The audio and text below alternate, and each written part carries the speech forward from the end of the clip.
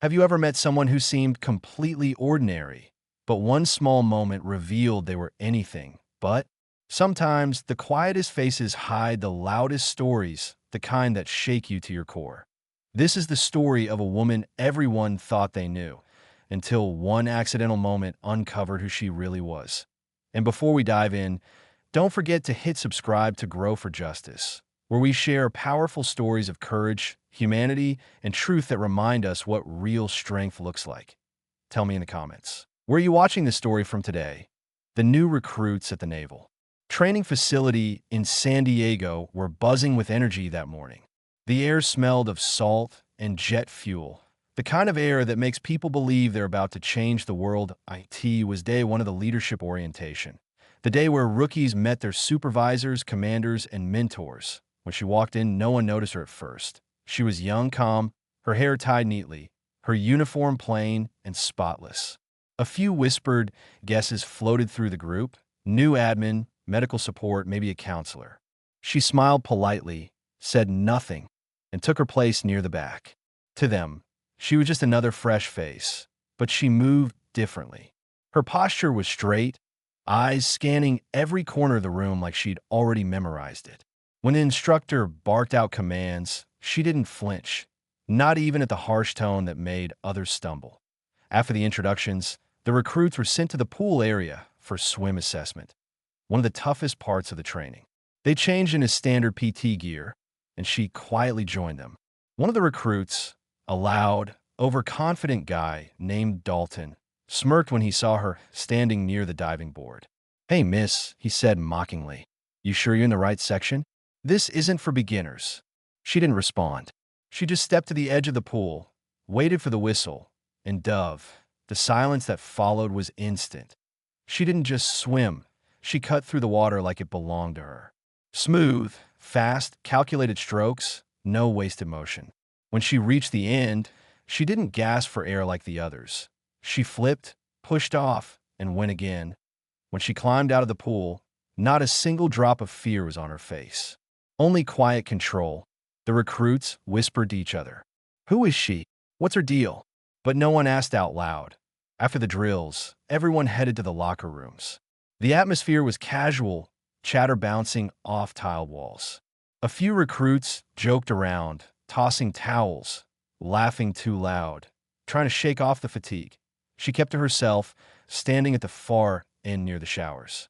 One of the recruits, the same guy who mocked her earlier, walked past and muttered, "Guess the admin assistant can swim." His friends laughed. She ignored them.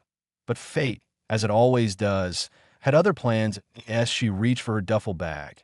The towel around her neck slipped and fell. It hit the floor softly, but what fell with it made everyone freeze. There, glinting under the fluorescent light, were dog tags, real ones. Not just any, but etched with the unmistakable insignia of the United States Navy SEALs. Dalton blinked. "No way. That can't be hers." Another recruit whispered, "SEALs don't have female commanders, do they?" But she picked up the tags, looked at them for a long moment, and tucked them quietly back beneath her shirt. No explanation, no smile, just silence. The room went still. Even laughter died mid-breath. Everyone sensed something shift, like they had just glimpsed a secret they weren't supposed to know.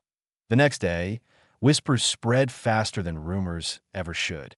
By lunchtime, every recruit on base had heard about the woman with the SEAL tags. Some called it a lie.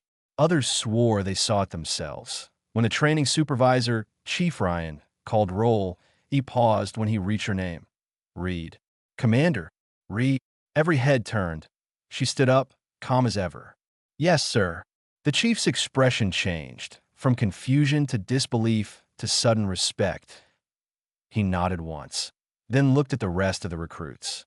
"Ladies and gentlemen, you might want to remember that name.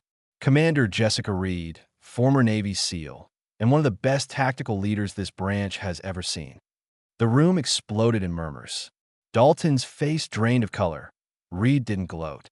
She didn't even smile. She just said quietly, "Let's get back to work." That night, when most of the base had gone quiet, a few of the younger recruits found the courage to approach her. One of them, a nervous medic trainee named Harper, asked, "Ma'am, Why didn't you tell us who you were? Reed looked out over the ocean, the wind tugging at her hair. Because titles don't matter, she said softly. Character does.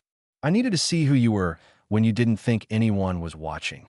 Harper nodded, her eyes shining. Is it true you were a commander? Reed hesitated. Once. A long time ago.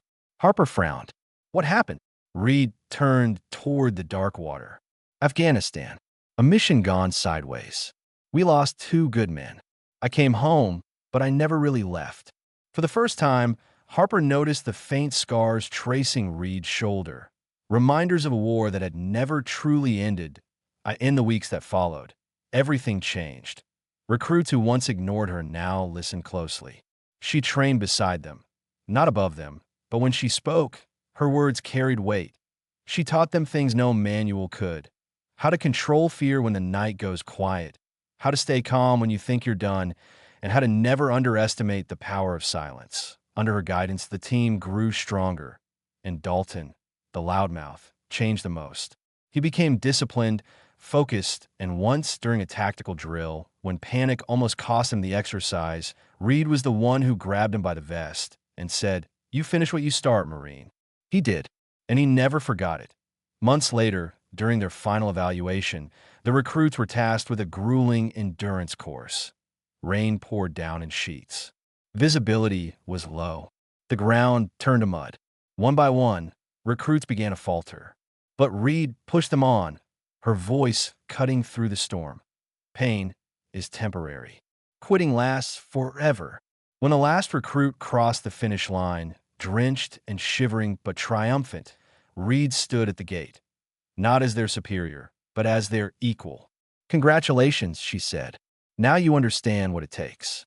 Dalton stepped forward, his voice cracking. "Commander Reed, thank you. I didn't get it before. I do now." She smiled faintly. "Good. Then I've done my job." But what they didn't know was that Reed had made a promise. One last mission, one last lesson before disappearing quietly from service. She'd been offered reinstatement, even an honorary medal, but she refused them all. "I didn't come back for recognition," she told Chief Ryan when he handed her the papers. "I came back to remind the next generation that leadership isn't about rank. It's about responsibility." When she left the base, the recruits lined up silently, saluting her as she passed. Dalton, Harper, and the others stood in the rain, eyes glistening. She paused for a moment, looked back, and said, "If you ever forget what you're capable of, remember this. You already have everything it takes." Then she walked away, disappearing into the mist like the warrior she'd always been. Months later, her story spread across military circles. Not from the media, but through whispers among those she trained. Some said she joined a humanitarian mission overseas. Others claimed she worked undercover, rescuing veterans in crisis. No one knew for sure, but every recruit who trained under her remembered the same moment. When a towel slipped, revealing dog tags that didn't just carry her name, they carried her legacy. And that, friends, is the story of Commander Jessica Reed, the woman they all thought was just another face, until the truth revealed the kind of courage that never fades. If this story inspired you, don't forget to like, share, and subscribe to Grow for Justice. We tell stories that honor strength, humanity, and the heroes who walk among us quietly. And before you go, tell me in the comments, where are you watching this story from?